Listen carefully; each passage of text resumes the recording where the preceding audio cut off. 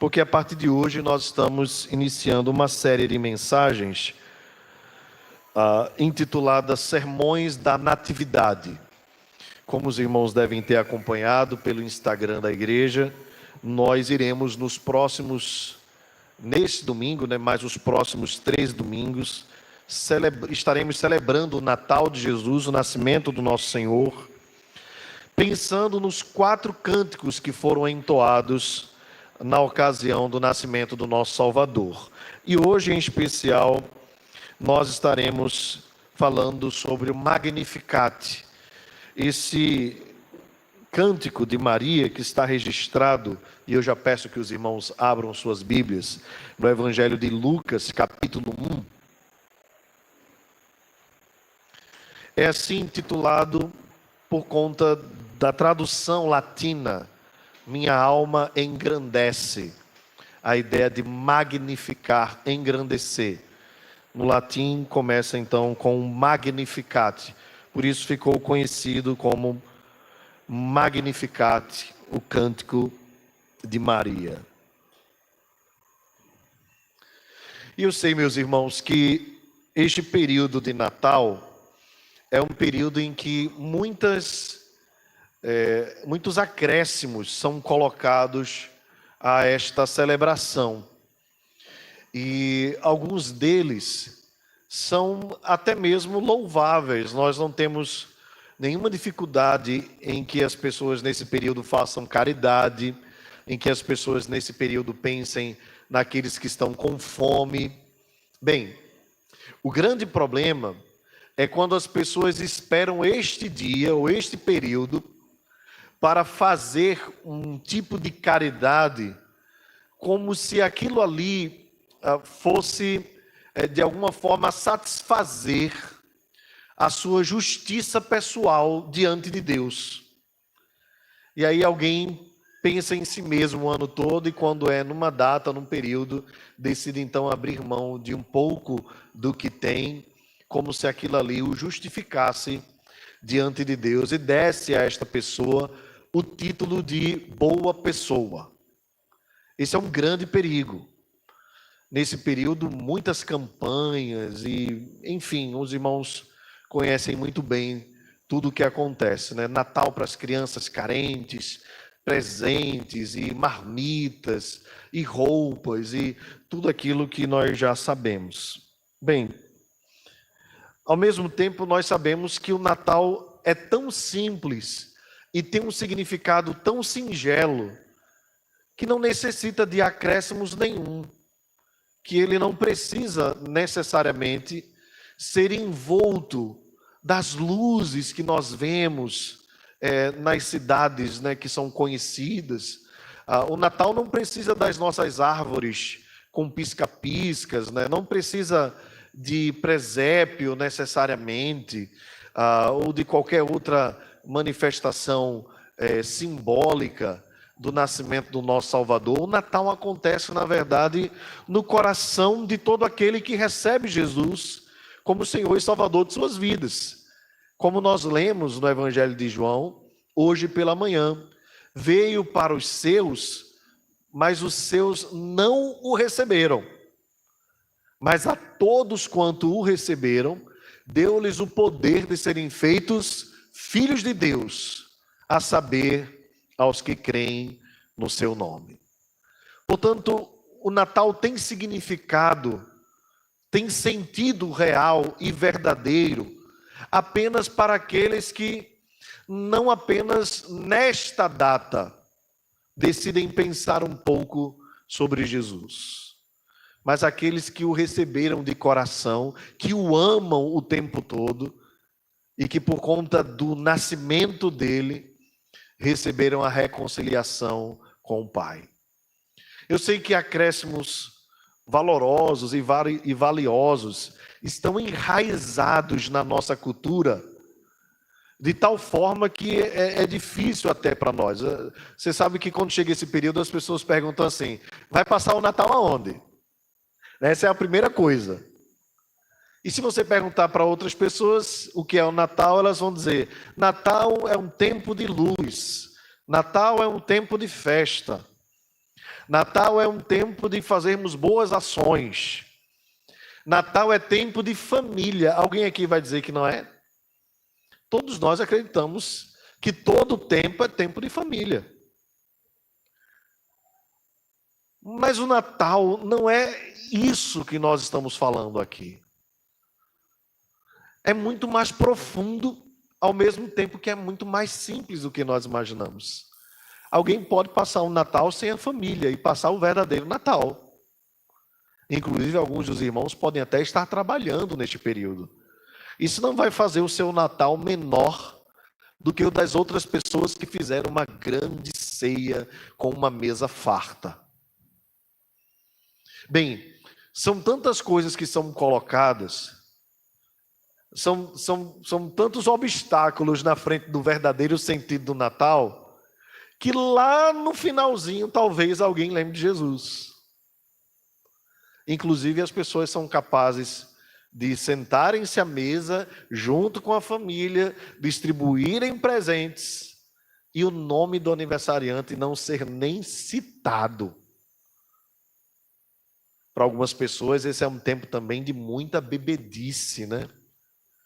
As pessoas já se preparam aí com carradas de cerveja, vinho, uísque, né?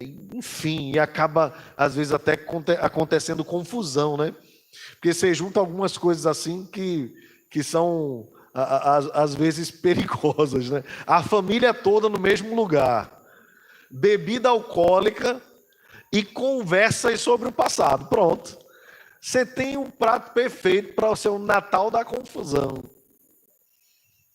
Bem, hoje nós vamos pensar um pouquinho sobre o Natal de Jesus.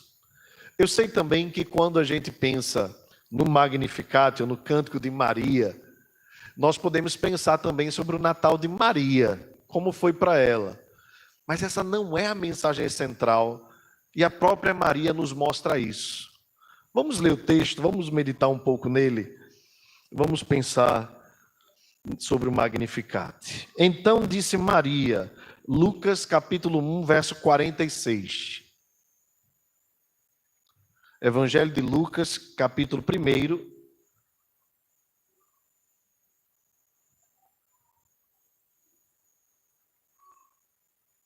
verso 46. Então disse Maria, a minha alma engrandece ao Senhor, e o meu espírito se alegrou em Deus, meu Salvador, porque contemplou na humildade da sua serva, pois desde agora todas as gerações me considerarão bem-aventurada, porque o poderoso me fez grandes coisas. Santo é o seu nome. Sua misericórdia vai de geração em geração sobre os que o temem. Agiu com o seu braço valorosamente, dispersou os que no coração se alimentavam de pensamentos soberbos, derribou do seu trono os poderosos e exaltou os humildes. Encheu de bens os famintos e despediu vazios os ricos. Amparou a Israel, seu servo, a fim de lembrar-se da sua misericórdia, a favor de Abraão e da sua descendência para sempre, como prometera aos nossos pais. Maria permaneceu cerca de 3 meses com Isabel e voltou para casa. Vamos orar. Pai amado, obrigado pela tua palavra. Obrigado por podermos expor as Escrituras em nossa própria língua e com liberdade. Te agradeço, Deus, em especial por retornar a este púlpito e te peço a tua bênção sobre mim e sobre a tua igreja, em nome de Jesus. Amém. Amém. Meus queridos, o anjo já havia aparecido a Maria. Maria era uma jovem, possivelmente uma adolescente. Quem sabe na faixa aí dos 15 anos. E já estava desposada de um noivo chamado José. Não era incomum isso acontecer. Os pais tinham a segurança de que suas filhas, logo que chegasse no tempo oportuno, já estaria encaminhada para um bom casamento. Nós sabemos bem que José era carpinteiro, então era um homem que tinha uma profissão. Era um homem que se mantinha, ainda que morasse num vilarejo simples, como era Nazaré, eles tinham então condições de se manter. E por falar em Nazaré, os irmãos podem lembrar de que havia um ditado, ou pelo menos se pronunciou um ditado, onde se dizia: pode depois de Nazaré vir alguma coisa boa? Aquela cidadela, aquele vilarejo, melhor dizendo, era um vilarejo de pessoas muito simples, de gente trabalhadora, mas que era de alguma forma desprezada pelo restante de Israel. Havia regiões mais prósperas do que a pequena cidadela, pequeno vilarejo de Nazaré. Maria, então, foi favorecida por Deus em receber no seu ventre o Salvador do mundo, que fora gerado pelo Espírito dentro do seu corpo. Não havia nela mérito algum, ela simplesmente entende que foi um favor de Deus. E eis aqui a grande diferença na cristandade entre o pensamento católico ou romano, né, e o pensamento protestante.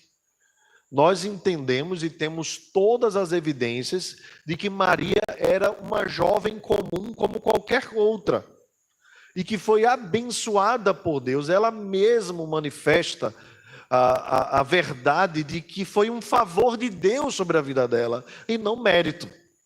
E quando nós conhecemos a história da redenção, da salvação, o que nós mais temos consciência é de que é graça de Deus qualquer coisa que nós recebemos, e não mérito algum humano. Maria tinha essa consciência. Se você observar comigo, ainda no capítulo 1, voltando um pouquinho o texto, nos versos anteriores, no verso 26, por exemplo, o próprio anjo, 28, melhor dizendo, o próprio anjo foi até onde ela estava e disse: alegra-te, muito favorecida. Ou seja, era a favor de Deus. O anjo estava dizendo para ela: Maria, você recebeu de Deus um favor. O anjo não disse para ela: Maria, você é top de linha, você é extraordinária. Não. As palavras que são devotadas a Maria são: muito favorecida, darás à luz o Salvador do mundo. Mas se ainda essa evidência não é capaz de convencer os romanistas de que Maria era uma pecadora simples, como todos nós, o texto então nos mostra no próprio verso 47, Maria dizendo: o meu espírito se alegrou em Deus, o meu Salvador. E quando nós pensamos nisso, nós acreditamos com toda clareza de que quem necessita de um Salvador é porque está perdido, é porque é pecador. O pecado fez com que o homem necessitasse de um Salvador. Maria, então, não veio de uma semente pura, como acreditam os romanistas. Maria era pecadora como qualquer outra mulher necessitada da graça de Deus. Mas tem um outro evento interessante, se você também puder observar comigo, um pouco antes do verso 46. Eu não sei se os irmãos lembram, mas havia uma mulher chamada Isabel, cujo esposo se chamava Zacarias, e que ela era estéril. E sendo já velha, não podendo dar à luz um filho, ela então foi também favorecida por Deus, tendo uma criança nascida do seu ventre, fruto do seu relacionamento com seu esposo, que passou um tempo mudo, mas depois voltou a falar. Esse bebê que estava no ventre de Isabel se chamava João Batista. E antes do cântico de Maria, o texto nos diz que quando Maria soube da sua gestação, ela foi então a Isabel, apressada à região montanhosa, numa cidade de Judá. Entrou na casa de Zacarias, saudou Isabel, e quando ouviu a saudação, Isabel ouviu a saudação de Maria, a criança no ventre, observe o verso 41, estremeceu. Então Isabel ficou possuída do Espírito Santo. E aqui, irmãos, pensem numa situação extraordinária, né? Maria, uma jovem, talvez de 15 anos, e Isabel, uma senhora já, quem sabe passando dos 60, 70 anos. Certamente Isabel tinha um carinho por Maria, um carinho de filha. Mas o texto nos diz que quando Isabel percebeu a criança no seu ventre estremecendo, possuída pelo Espírito, exclamou em alta voz: bendita és tu entre as mulheres, e bendito é o fruto do teu ventre. Ou seja, Maria, tu és abençoada, pois eu estava aqui tranquila. Possivelmente aí ela estava com 6 meses, né, de gravidez, perto de ter um neném. E o bebê estremeceu, o ventre estremeceu, ao ponto dela proclamar: tu és abençoada, e o fruto que está no teu ventre é abençoado. E de onde me provém que me venha visitar a mãe do meu Senhor? Que coisa extraordinária, irmãos. O bebê estava no ventre, talvez aí no primeiro mês, segundo mês de gravidez, estando Isabel já prestes a dar à luz, Isabel reconhece que não o seu bebê, mas o bebê que estava no ventre de Maria era o seu Senhor. Que coisa tremenda, irmãos. Não dá nem para imaginar essa cena. Ela diz: pois logo que me chegou aos ouvidos a voz da tua saudação, a criança estremeceu de alegria dentro de mim. A criança era João Batista. Bem-aventurada a que creu, porque serão cumpridas as palavras que lhe foram ditas da parte do Senhor, as palavras que o anjo proclamou. Então, depois disso, depois desse milagre, né, das crianças nos ventres, aquele que veio, o renovo do Senhor, né, João Batista, que foi o último dos profetas do Antigo Testamento e o primeiro profeta da nova aliança, estando ainda no ventre, cheio do Espírito Santo, estremeceu o ventre da sua mãe, que proclamou o senhorio do Salvador. E o Salvador, ainda um feto, já estava sendo adorado no ventre da sua mãe. Ah, meus irmãos, há tantas implicações aqui, tantas profundas, em muitas áreas, Mas eu quero focar no cântico de Maria. Maria então engrandeceu ao Senhor, dizendo: minha alma engrandece ao Senhor, e o meu espírito se alegrou em Deus, o meu Salvador. Maria entendeu o sentido do Natal, irmãos. O nascimento de Jesus não era outra coisa. Embora coisas valiosas possam ser acrescidas, e até boas possam ser acrescidas, mas não é outra coisa senão a salvação vindo ao mundo. senão a redenção se cumprindo. Maria, como Isabel, assim como todos os outros israelitas, tinham uma expectativa de que a salvação, a redenção, o Messias viesse para redimir o seu povo. Ela então se alegrou em Deus, o seu Salvador. Ela deixa claro para nós, irmãos, a necessidade que ela e que toda a raça humana, em especial o povo de Deus, tem de um Salvador. Sem o Salvador não há Natal. Sem o Salvador não há celebração. Sem o Salvador, ainda que se comprem todos os pisca-piscas do mundo, o coração continua em trevas.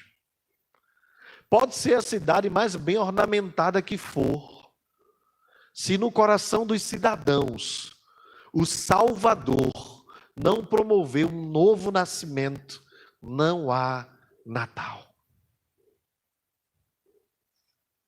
O Natal é o nascimento do Salvador. E aqui depois ela vai justificar a sua adoração. Por isso ela começa no verso 48, dizendo por quê. É um termo que indica finalidade. Porque contemplou na humildade da sua serva. Aqui 2 pontos importantes, irmãos. A ideia de humilde aqui é a ideia de mendigo. Alguém que não tem nada para oferecer. Alguém que de si mesmo não tem nenhuma virtude que possa atrair o olhar de Deus. E essa é uma virtude, a humildade. Reconhecer que não tem nenhuma virtude. O outro termo que ela usa aqui é sua serva. A ideia de escrava. Alguém que não tem vontade própria, ou que abriu mão dos seus próprios desejos para cumprir o desejo do seu Senhor.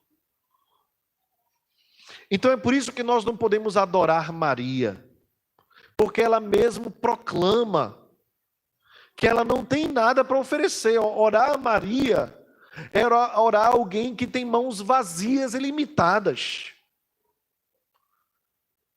A única coisa que Maria fez com as suas mãos foi bater no peito e dizer: preciso de um Salvador.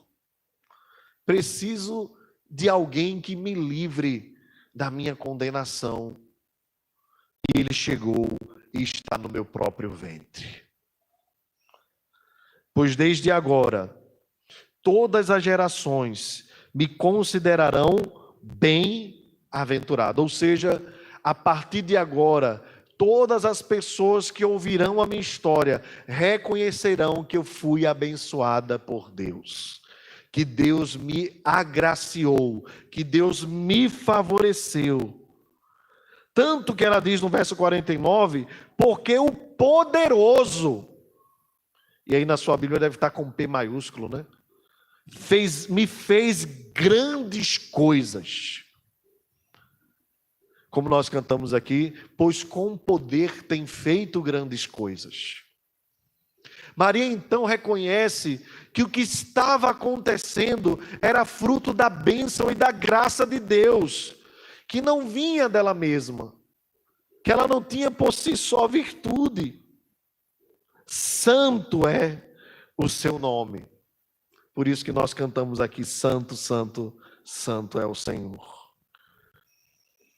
No verso 50, Maria proclama: a sua misericórdia vai de geração em geração sobre os que o temem. E quando nós observamos o cântico de Maria, eu esqueci de dizer no início, nós pensamos assim: de onde é que Maria tirou esse cântico tão bonito? É lindo o cântico. E está em total acordo com as Escrituras. Você imaginou uma menina de 15 anos proclamando verdades como estas? É claro que além de vir do Espírito Santo, Maria também era conhecedora da palavra de Deus. É muito provável que Maria tenha se inspirado na oração de Ana. Se você observar e fizer um paralelo entre a oração de Ana, a mãe de Samuel, e se você observar a oração de Maria, você vai ver muitas semelhanças. Ambas reconhecem o favor e a graça de Deus. Ana, pela gestação tardia, né? Você deve lembrar que Ana era estéril, como Isabel, né? Não podia dar à luz filhos. O seu marido tinha 2 esposas, e além de Ana, tinha uma esposa chamada Penina, que ficava ali perturbando Ana, zombando dela, porque o seu ventre era fechado. Havia essa concepção no Antigo Testamento e também em parte do Novo Testamento, que uma mulher que não podia dar filhos era uma mulher que não era abençoada. Claro que nós sabemos que isso não se aplica aos dias de hoje. Porém, nós entendemos que isso era muito forte naquele tempo, ao ponto de Ana, se os irmãos lembram bem, subir ao templo e diante do profeta Elias, chorar tanto com seu coração, que não conseguia balbuciar palavras inteligíveis. Então, o profeta Eli, o sacerdote, melhor dizendo, pergunta: mulher, você bebeu? Você tomou vinho? Ela disse: não, senhor, não bebi bebida forte alguma, eu sou apenas uma mulher angustiada de alma. E na sua angústia, Ana clamou ao Senhor, e Deus a ouviu e a atendeu e lhe deu uma criança. Ela louva a Deus depois, um cântico maravilhoso, vale a pena depois os irmãos conferirem em casa. A oração de Maria revela o quanto ela, apesar da juventude, era conhecedora das Escrituras e tinha grande expectativa, como todo Israel, na chegada do Salvador. Ela vai puxar na história. Observe como ela conhece a história dos seus antecessores. Ela diz: a sua misericórdia vai de geração em geração sobre os que o temem. Agiu com o seu braço valorosamente. Ana reconhecia que a criança que estava no seu ventre, o Salvador do mundo, o Messias, a quem o próprio anjo disse: você o chamará pelo nome de Jesus, porque ele será grande e será chamado Filho do Altíssimo. Esse então será o seu nome, porque Deus lhe dará o trono de Davi, seu pai. Esse trono será dele e o seu reino não terá fim. Maria reconhece que era a misericórdia de Deus que vai de geração em geração, que alcançou o seu tempo, o seu período. Agiu com o seu braço valorosamente, dispersou os que no coração alimentavam pensamentos soberbos. Meus irmãos, por que Maria está falando isso? Veja, na oração de Ana, Ana lembra das perseguições que enfrentava da sua rival Penina. E como Deus reverteu, porque mesmo Ana tendo tido Samuel, depois de tanto tempo Deus a abençoou, lhe deu outros filhos. Ou seja, Deus abriu a madre, como se diz o texto do Salmo: até a mulher estéril será mãe de filhos e viverá alegremente. Maria então reconhece que o que estava acontecendo no seu coração era também uma forma diferente de Deus agir. E aqui é um ponto que eu queria frisar com os irmãos. Havia uma grande expectativa de que o Messias viesse e que esse Messias talvez devesse nascer numa cidade rica. E que talvez esse Messias tivesse que vir de uma família rica. E quem sabe, assim, ele tivesse que ser filho de alguém muito famoso em Israel. Mas as coisas de Deus são para nós estranhas, porque Deus gosta de envergonhar os fortes usando os fracos. Deus gosta de envergonhar os sábios usando os humildes. Sabe aquele texto que diz assim: os meus pensamentos não são os teus pensamentos, e os meus caminhos não são os teus caminhos? Deus gosta de fazer assim. E é um trabalhar de Deus, é uma forma de agir de Deus muito estranha a nós. Porque nós, seres humanos, somos naturalmente preconceituosos. E nós não conseguimos imaginar que, de repente, o que acontecia ali era uma inversão de valores.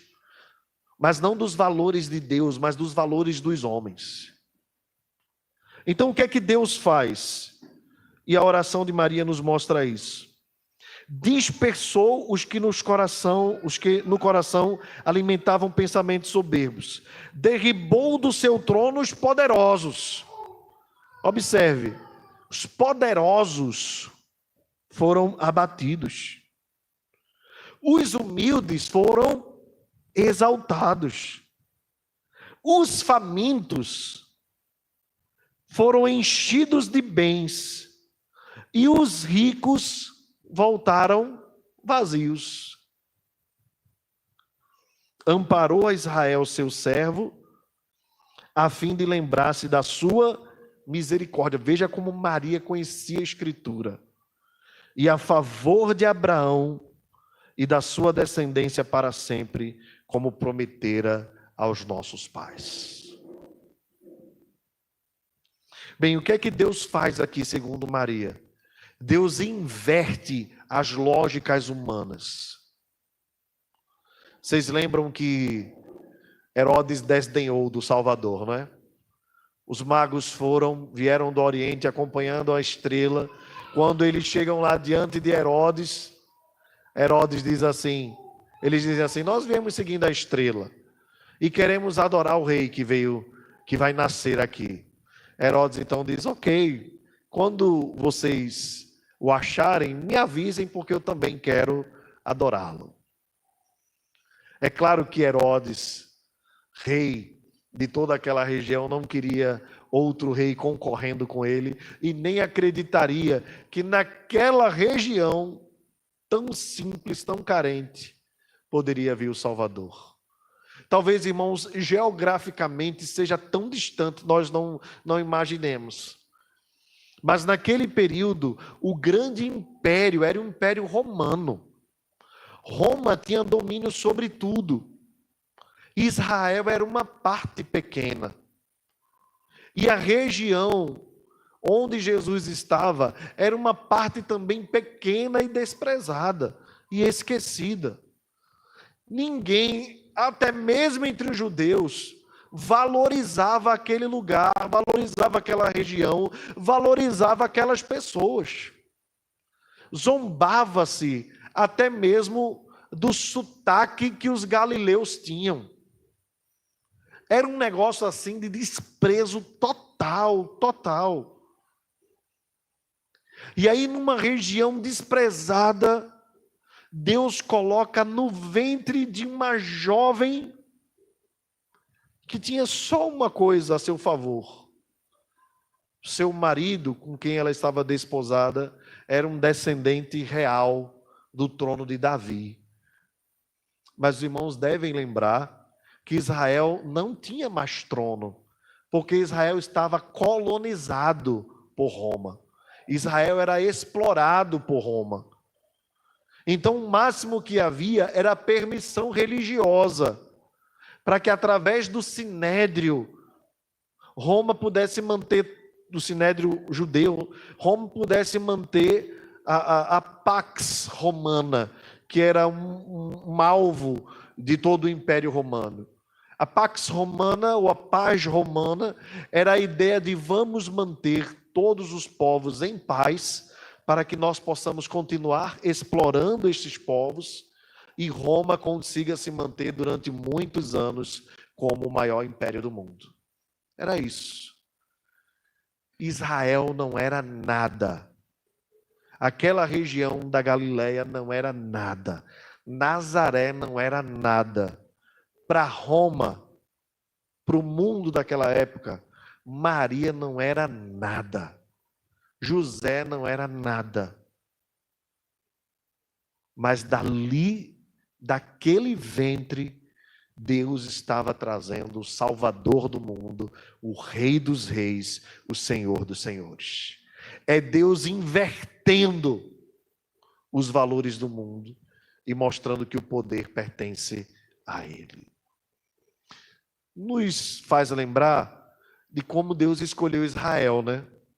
Lembra lá em Deuteronômio, Deus falando sobre a escolha de Israel? Deus disse que havia muitas nações fortes, mas Deus preferiu escolher Israel porque era uma nação pequena, quase inexistente, para fazer dela a manifestação da sua graça. Semelhantemente, ele escolhe Maria, José, numa região pobre, num estado colonizado, explorado, para dali vir o Salvador do mundo. O texto termina, irmãos, no verso 56, dizendo: Maria permaneceu cerca de 3 meses com Isabel e voltou para casa. Talvez ali Maria tenha ficado até o período do nascimento. Quando nasceu o menino, então, ou no caso João Batista, ela voltou para sua casa. Que lições, irmãos, nós tiramos do Magnificat que são importantes para nós? Primeiramente, a lição que nós tiramos é a necessidade que nós temos de um Salvador.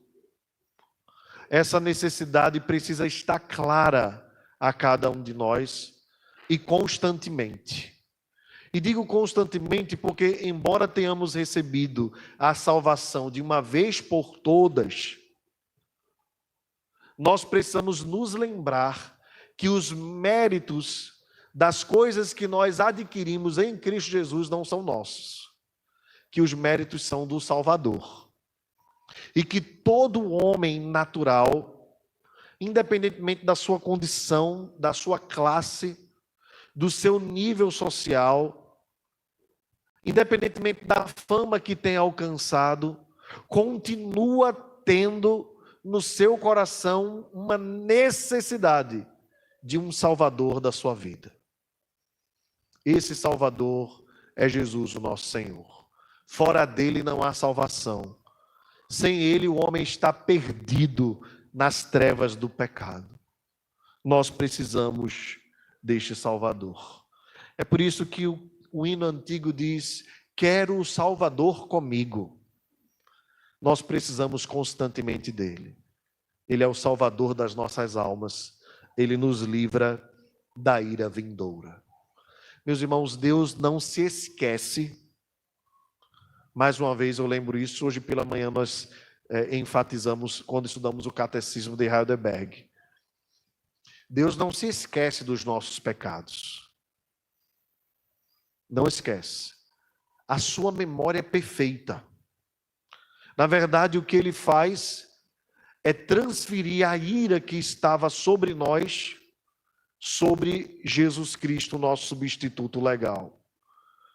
Por isso que Cristo naquela cruz carregou sobre si as nossas enfermidades ao ponto de clamar: Deus meu, por que me desamparaste? Porque naquela cruz ele estava tomando sobre si todos os nossos pecados, e o castigo que nos traz a reconciliação com Deus, a paz, estava sobre ele.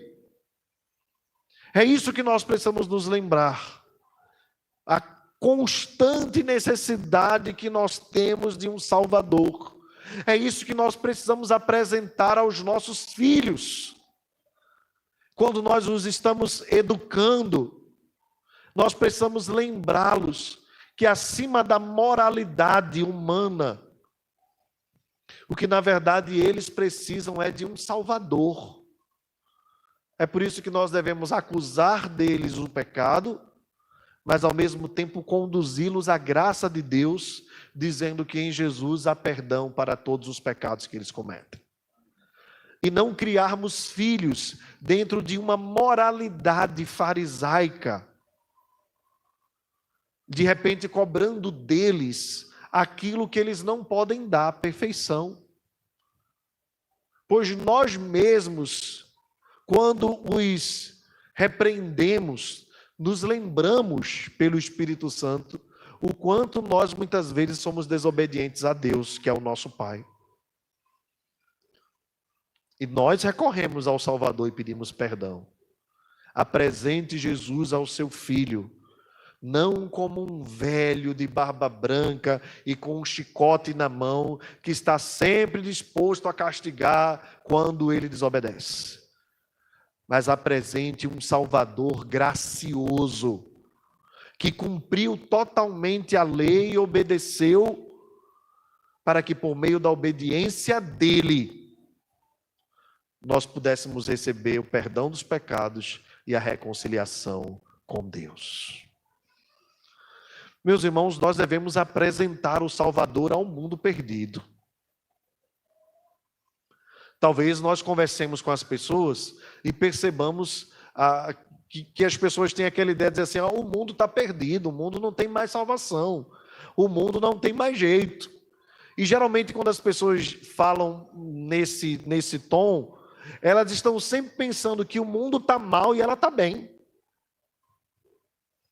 Porque ela moralmente não é como fulano, beltrano, nem cicrano. A verdade é que todos nós precisamos de um Salvador. Toda a humanidade. Individualmente, cada ser humano necessita do Salvador. E esse Salvador é Jesus Cristo, nosso Senhor. Mas para que nós recebamos a salvação, nós precisamos primeiramente conhecer a nossa condição de perdição. E esse é o grande problema do mundo. O mundo acredita que está tudo bem. As pessoas acreditam que está tudo muito bem. Se as coisas na sua vida estão dando certo, se ela tem saúde, finanças, família, então é porque Deus está ok com ela. Quando na verdade ela não entende que isso faz parte até mesmo da operação do erro, que faz com que as pessoas acreditem que por estarem bem nessas áreas, Deus está em paz com ela. Na verdade, o que o mundo precisa saber é que Deus está irado com os pecadores. Deus está irado com os pecadores. E se o homem não entender essa urgência, através da nossa pregação do Evangelho, ele vai continuar no caminho do pecado. E o salário do pecado é a morte. Pregue o Salvador no Natal. O mês de dezembro é um mês oportuno para a gente falar de Jesus. Mas não é só falar de Jesus, é falar do Evangelho todo. Apresente às pessoas a condição do pecado, apresente às pessoas a redenção, apresente às pessoas a necessidade delas tomarem uma decisão pessoal, apresente a necessidade do Evangelho. Outra coisa que nós aprendemos, irmãos, com esta oração de Maria, com o Magnificat, é que todas as bênçãos são fruto da graça de Deus. Maria diz: me considerarão bem-aventurada porque o poderoso me fez grandes coisas. Ela não diz assim, me considerarão bem-aventurada porque eu fui digna de receber o Salvador. Maria não diz assim, eu fui mais especial do que as outras meninas porque eu sou uma menina obediente. Não. Ela diz, foi o poderoso que fez grandes coisas na minha vida, por isso eu sou abençoada. Meus irmãos, Magnificat nos lembra que todas as bênçãos que nós recebemos, a começar da salvação, é fruto da graça de Deus. É graça de Deus sobre as nossas vidas. É favor imerecido. Nós não tínhamos mérito algum e Deus nos fez, pela sua graça, seus filhos. Todas as outras bênçãos que nós recebemos em Jesus e depois de Jesus também é fruto da graça. Não esqueça de agradecer. Família, amigos, igreja, trabalho e tantas outras bênçãos. Deus nos dá muito além do que nós precisamos, se nós pudéssemos ser bem sinceros em reconhecer. Nós temos muito mais do que nós precisamos para viver, e isso tudo é graça de Deus e não é mérito nosso. Agradeça a Deus por isso. Seja grato por todas as bênçãos derramadas. Outra coisa que outra lição que este texto nos ensina, irmãos, é que os caminhos de Deus são diferentes dos nossos caminhos e que os seus pensamentos são diferentes dos nossos pensamentos. Eu citei esse texto de Jeremias, mas gostaria de trazê-lo também nessa aplicação aqui. Porque às vezes nós pensamos e até mesmo meio que determinamos a forma como Deus age. E, meus irmãos, nós não podemos fazer isso. Porque Deus, às vezes, faz coisas assim que são totalmente estranhas. É só nós olharmos para as Escrituras. Veja, Deus vai chamar um povo para formar. Ele poderia chamar muita gente, mas decide chamar Abraão, que era Abrão, que veio de uma família idólatra, um homem que não tinha conhecimento nenhum do único Deus de Israel, mas conhecia todos os deuses do seu povo antigo. Deus vai lá e diz: Abraão, o chama pelo nome, e fala ao coração de Abraão, e depois o manda sair da sua terra, da sua parentela, e ir para uma terra que Deus ainda mostraria. E faz com que Abraão obedeça a sua ordem, estando ele estabelecido na sua terra. Então Deus faz coisas estranhas mesmo. Deus endurece o coração de Faraó, para que o povo angustiado clame ao seu nome, e depois Deus mostra as suas maravilhas através do Êxodo. Então Deus ele trabalha de forma que muitas vezes nós não entendemos. E é isso que nós precisamos compreender sobre Deus na nossa própria vida. Às vezes nós achamos que somos capazes de determinar o modo de Deus agir, os caminhos de Deus, mas não são os mesmos caminhos, não são os mesmos pensamentos. Nós somos limitados, nós somos pequenos na nossa visão. A nossa incapacidade de compreender os caminhos de Deus é muito grande. Mas o que é que nós podemos fazer diante das situações da nossa vida? Fazer como Maria, confiar somente. Por isso ela, mesmo maravilhada com o que estava acontecendo no seu ventre, jamais imaginaria que o Salvador do mundo seria colocado ali, no ventre dela, sendo ela quem é. Maria diz: eis aqui a tua serva, que se cumpra a tua vontade, Senhor. Então não tenha medo. Se Deus está te direcionando, se Deus está te conduzindo, ainda que os caminhos pareçam ser estranhos, mas se é Ele que está te guiando, segue. E segue firme, porque Ele é contigo. E não importam os valores normais, Deus inverte. Por exemplo, Deus manda Gideão ir para a guerra, e ao invés de mandar ele aumentar o exército, manda ele diminuir. Aí Deus manda Josué ir para a guerra, e ao invés do povo ir com espada e com lança, 3 povos se unem para destruir Israel. Josafá se desespera, e era para se desesperar mesmo, porque os homens vinham como gafanhoto. Aí Deus diz: nem pega a arma, só sobe, e lá de cima olha o livramento que eu vou te dar. Porque Deus faz coisas estranhas. Você quer uma coisa estranha que Deus fez, que eu acho uma das mais estranhas? A igreja sendo perseguida, um primeiro mártir sendo apedrejado no meio do povo.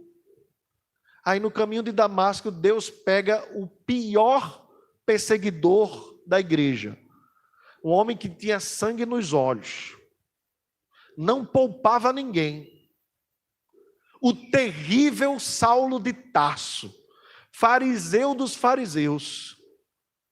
Aí Deus pega aquele homem que estava assentado num cavalo, com cartas na mão, com autorização para prender os irmãos, encarcerá-los e matá-los, matar os cristãos. Deus derruba ele do cavalo, deixa ele cego e diz: agora eu vou te mostrar o quanto importa sofrer pelo meu nome.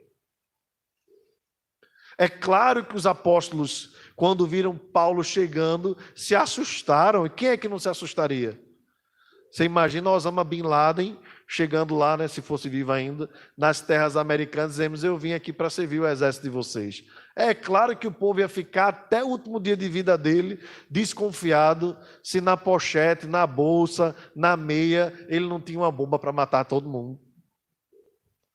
Por quê? Porque é a lógica humana. Aí Deus pega e inverte. Maria entendeu isso com o Salvador. Deus inverteu. Deus pegou a mais pobre e fez a mais rica. Deus olhou para um lugar, um vilarejo pobre, e fez desse vilarejo mais rico, porque nele andaria o Salvador do mundo, o Rei dos Reis e o Senhor dos Senhores. Então Deus é assim, irmãos, Ele inverte as coisas. Por isso não tema, se você está na presença de Deus, se você está diante de Deus, não tema as coisas que podem te acontecer. Deus inverte mesmo. Talvez você seja o mais desprezado do trabalho, talvez você seja o mais desprezado da sala, talvez você seja o esquecido da família. Deus inverte e faz de você, para a glória dele, um canal de bênçãos na vida até mesmo daqueles que te desprezavam. Deus é extraordinário. Por fim, irmãos, a última lição para nós encerrarmos. Como nós precisamos conhecer as Escrituras para compreendermos o caminho de Deus.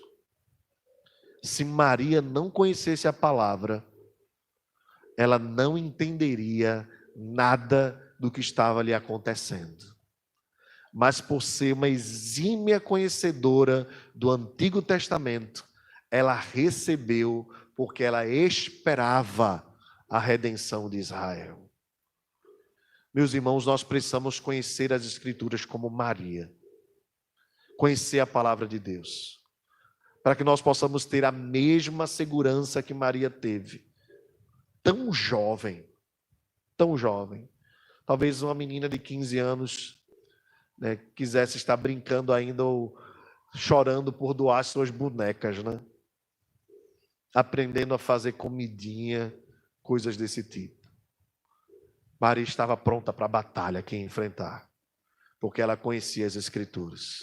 Quando nós conhecemos a palavra de Deus, nós conhecemos melhor os caminhos de Deus para as nossas vidas. E isso promove segurança, paz para a glória de Deus.